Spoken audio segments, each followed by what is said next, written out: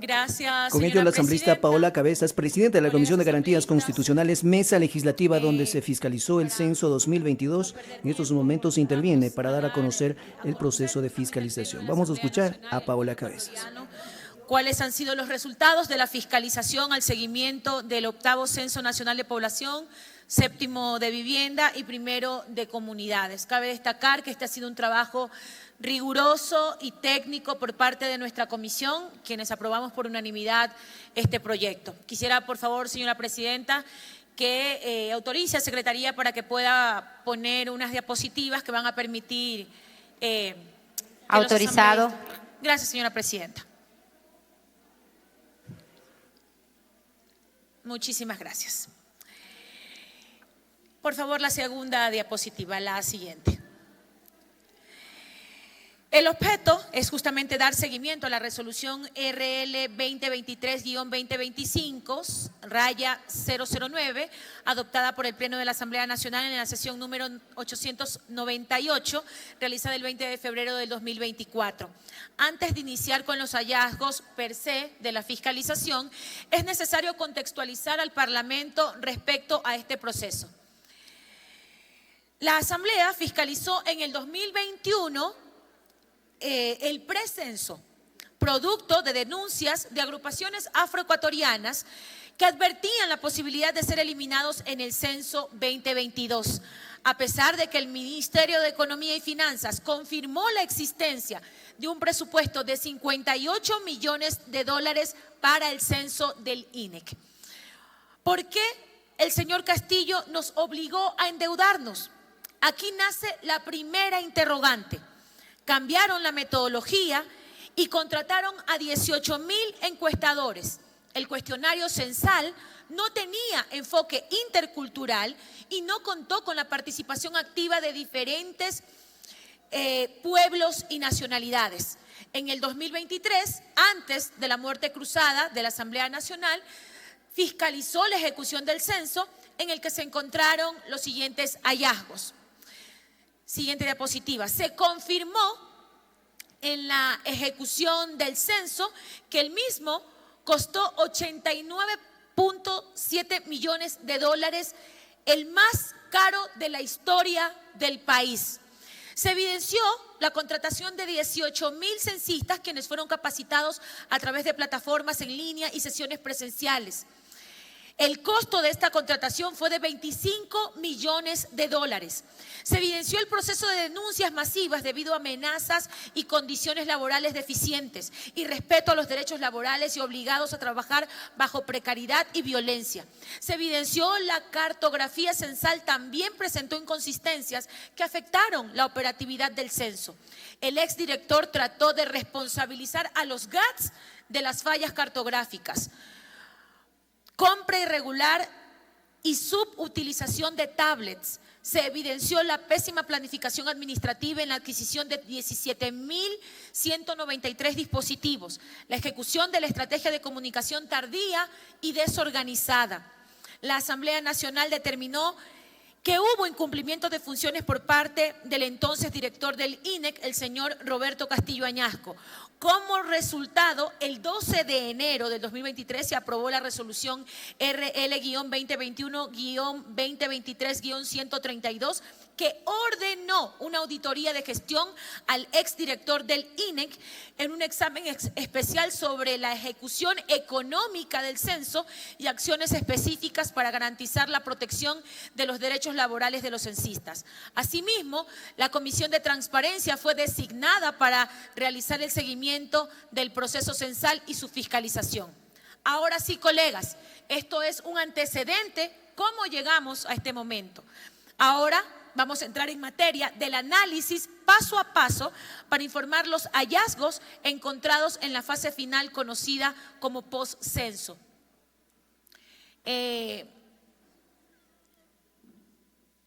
Avancemos, creo que esas diapositivas eran de las anteriores.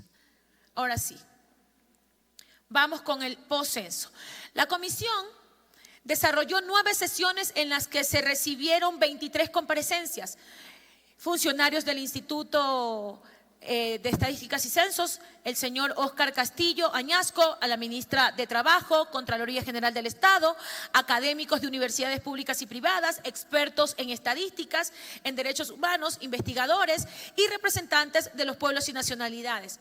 Hay un dato muy importante. Se convocó 4 veces a la actual directora del INEC. Desafortunadamente, no compareció ante los insistentes llamados de esta presidencia. Señora Presidenta, en el desarrollo de la presente fiscalización se recibió por 2 ocasiones a los delegados del señor Contralor General del Estado, quienes en diferentes momentos informaron sobre las acciones realizadas. Para efectos de mi ponencia, me concentraré en lo dicho por la doctora Gabriela Zulca Córdoba, subcontralora de auditoría, quien informó en la mesa legislativa lo siguiente. La Contraloría General del Estado ha realizado diferentes operaciones administrativas y financieras al Instituto Nacional de Estadísticas y Censos, INEC. ¿Cuántas acciones de control realizó la Contraloría General del Estado? 21 acciones de control. Constan, atentos señores asambleístas, 6 informes aprobados, un informe con indicios de responsabilidad penal, 4 auditorías se encuentran en ejecución actualmente y 2 auditorías se encuentran pendientes. Por favor, señora Presidenta, se autoriza a Secretaría para que se puedan proyectar 2 videos que justamente permiten reforzar el informe. Autorizado. Por favor, TIC, proceder. ¿Qué es lo que determina la Contraloría? Determina varias inconsistencias e inobservancias por parte de los servidores públicos responsables de este proceso. No existen controles en las administraciones de los datos, no existen metodologías para poder aplicar, para poder definir de forma correcta cuáles son los procedimientos que se tienen que aplicar para la evaluación y relevamiento de esta información. En fin, efectivamente está afectando a la información del censo esta falta, digamos, de inobservancias que han implementado los servidores públicos. La base de datos presenta errores. Estas faltas, esta falta de implementación de controles permiten la no validación de ciertos procedimientos, ¿no? Porque los responsables no dieron seguimiento a las actividades del procesamiento de información censal, no verificaron ni comprobaron los resultados posteriores a la aplicación de las reglas de integración, no validaron los resultados obtenidos en la conformación de la base de datos integrados, ocasionando que se presenten 80.439 inconsistencias, afectando la integridad, confiabilidad y disponibilidad de la información del censo, ocasionando que la población inicialmente censada se incremente en 759.703 personas. Esto implica que hubo error en cerca del 4% de datos en la estadística levantada.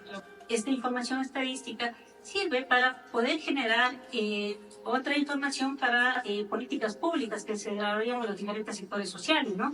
Esto afecta precisamente a las diferentes etnias, específicamente o con mayor énfasis a la etnia afroecuatoriana. ¿Quiénes son los funcionarios responsables de estos errores? El director nacional de registros administrativos, están formando parte de la comisión, el director nacional de Procrítica y Digitación y las máximas autoridades, en este caso el director del Instituto de Estadísticas y Censos. El informe detalla cómo el INEC aplicó un método para imputar la etnia de menores de 15 años usando su apellido y su dirección. ¿Sabía la Contraloría que este método jamás se ha experimentado en ningún censo del mundo y que el INEC recurrió a esto para intentar maquillar la muy baja representación que se les dio a los afroecuatorianos? Estas inconsistencias de estos errores. Por un lado, como se comentó, el tema de etnias y por otro lado, el tema de la configuración de datos en edades. El tema de la confusión en los datos o la inconsistencia en los datos de edades, por ejemplo, afecta directamente a una política pública. Por ejemplo, en la compra de vacunas. Si nosotros tenemos datos, por ejemplo, de menores de edad que necesitan vacunas, Escuchen eso. este dato podría ser tomado, por ejemplo, por el Ministerio de Salud para comprar 1.000 vacunas. El momento de inyectar las vacunas sucede que solo hay 100. Entonces, sería un exceso o al revés, ¿no? Podría ser que existan más menores y que efectivamente no se pueda utilizar esta información como una información cierta y válida para la generación de la política pública. Lo dijo la subcontralora y esto es gravísimo en torno justamente al siguiente punto que vamos a tratar. La información es tan inexacta que si en este momento el Ejecutivo quisiera comprar vacunas para atender la necesidad que tenemos, los datos que el INE arrojan no son exactos. Lo dijo la subcontralora. Es la preocupación que tienen justamente por esa información. El informe del examen especial número DNA1-0038-2024 detalla los hallazgos de la auditoría de los procesos de contratación para la comunicación, difusión, información, pautaje y publicidad del proyecto de censo. El costo de esta contratación fue de $1.400.000. ¿Cuáles fueron los hallazgos principales que se encontraron en este informe? Que existieron servicios de comunicación sin cumplir los requisitos especificados en los términos de referencia. Aquí se determinaron responsabilidades administrativas por cerca de $6.400 por inobservancias en los procesos, en este caso, proceso de contratación. Hubo responsabilidades civiles, hablemos de glosas, por aproximadamente $13.000 y un indicio de responsabilidad penal que fue remitido a la Fiscalía mediante el informe DNA1-048-2024. Siguiente diapositiva. El siguiente informe es el número DNA1-028-2025, que se desprende del examen especial a sistemas informáticos y la infraestructura tecnológica utilizada en el censo, así como a los procesos de contratación de la revisión de los sistemas informáticos. Aquí se determinaron los siguientes hallazgos. En los sistemas informáticos utilizados para la recolección de información del censo, no se implementaron controles y reglas de validación definidas en los sistemas. Los responsables del desarrollo y pruebas del sistema formulario central SIPE no implementaron controles para la validación conforme a las solicitudes de cambios y mejoras que generalmente se completan en la ejecución de los proyectos. Los sistemas informáticos se relacionan con que la base de datos integrada posteriormente a la aplicación de las reglas de integración mantuvo errores e inconsistencias en la información del censo. La existencia de 80.439 inconsistencias. Entiéndase por esto a más de 80.000 datos errados de más de 80.000 personas. Los integrantes del Comité Técnico de la Gestión del Censo no especificaron las condiciones y variables sobre las cuales se realizaría la corrección de los errores en la información del censo y la generación de información faltante.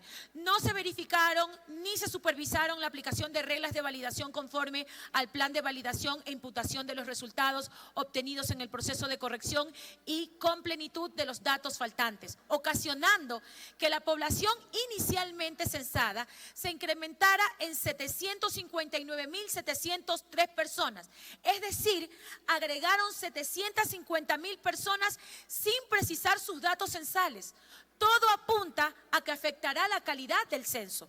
Esto implica que hubo un error en cerca del 4% de los datos en la estadística levantada, lo que aumentaría la cifra oficial por omisión censal al 8% de errores. Existen inconsistencias en 248.528 datos en viviendas catalogadas como viviendas ocupadas por personas ausentes. Esto en la sigla utilizada técnicamente se reconoce como BOPA. Y colegas, sobre la información sobre este informe de Contraloría, quiero decirles que ya la Fiscalía General del Estado abrió un IP. Aquí está el documento. Así que la fiscalización de esta comisión, en concordancia con lo que ha realizado la Contraloría General del Estado, nos ha terminado dando la razón. Aquí ya hay un IP por parte de la Fiscalía General del Estado en contra de los funcionarios antes mencionados. Siguiente diapositiva, sobre la política censal discriminatoria o como lo que establecimos como genocidio estadístico. Y quiero hacer énfasis en esto, señora Presidenta y colegas asambleístas. Es importante mencionar que en este punto fue el más controvertido y que mereció un análisis profundo por parte de los integrantes de la mesa, a la que se llegó a acuerdos para que la votación llegue por unanimidad en la comisión. Los comisionados coincidimos en que existió la implementación de una política censal discriminatoria por parte del exdirector del INEC, el señor Roberto Castillo, al desaparecer a más de 200.000 afroecuatorianos del censo del 2022. Y lo pasaré a demostrar con datos. Este proceso de política censal discriminatoria impacta al pueblo afroecuatoriano, especialmente a lo posterior, en la implementación de políticas públicas que afectan el ejercicio de los… Asambleísta, finalizó su tiempo. Señora Presidenta, 2 minutos más y termino. Concedido. La política censal discriminatoria establecida por Castillo es un intento de eliminar la existencia y los derechos del pueblo afroecuatoriano, lo que resulta en un genocidio estadístico y en una violencia estructural que afecta la calidad de vida, la autonomía y la participación política de estos grupos históricamente marginados. Aunque el genocidio estadístico no es un término jurídico formalmente reconocido, pero… como el genocidio físico o cultural, se ha utilizado en análisis académicos, históricos y políticos para criticar prácticas que buscan borrar evidencia mediante el control de las cifras y para facilitar la adopción de medidas de prevención y respuesta antes de que estos se produzcan.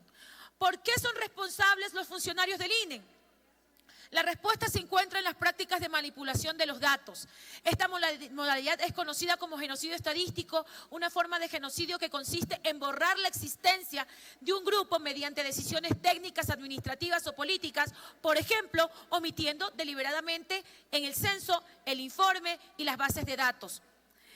En el Ecuador, el censo del 2010 permitía una calificación más detallada de la población afrodescendiente con categorías como afroecuatoriano, negro, mulato, lo que facilitaba un registro más representativo. Sin embargo, en el censo del 2022, estas categorías fueron eliminadas y unificadas bajo la denominación afroecuatorianos, lo que resultó una reducción significativa en los registros oficiales que, dicho por la investigadora Manuela Pic, son categorías políticas. En el censo del 2010, este grupo representaba el 7,2% de la población nacional.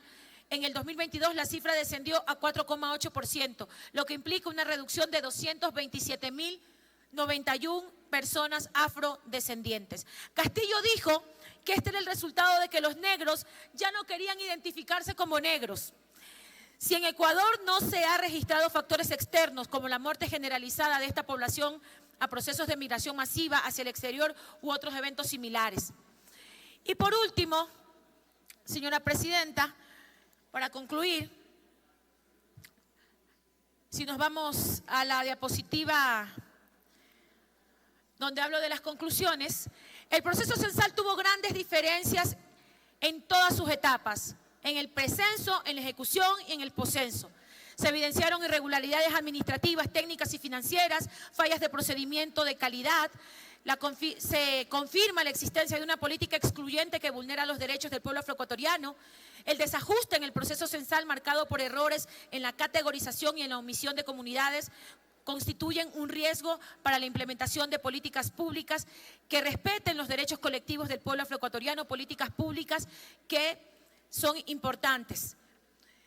Principales recomendaciones: realizar una recolección adicional, esto está obviamente establecido en la resolución. Y para culminar, señora Presidenta y colegas asambleístas, pido apoyo de todas las bancadas respecto a esta fiscalización que a todas luces evidencia una manera técnica y documentada como el INEC endeudó a los ecuatorianos en un censo en que sus datos son imprecisos, errados y manipulados, y que ya está siendo objeto de auditorías e investigación por la Fiscalía General del Estado. Les acabo de mostrar, compañeros, el documento en donde ya hay una IP por parte de la Fiscalía General del Estado investigando a estos funcionarios. Este Parlamento debe hacer lo suyo en el marco de sus competencias.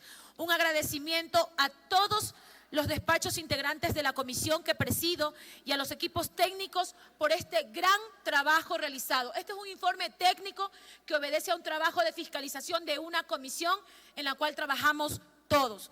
Por ello, mociono la aprobación de la resolución del informe no vinculante con respecto al seguimiento y proceso de fiscalización correspondiente al 8º Censo Nacional de Vivienda, 7º de Población, 7º de Vivienda, y primero de comunidades al tenor de lo dispuesto en el artículo 135 de la Ley Orgánica de la Función Legislativa. Gracias, señora presidenta. Gracias, colegas asambleístas.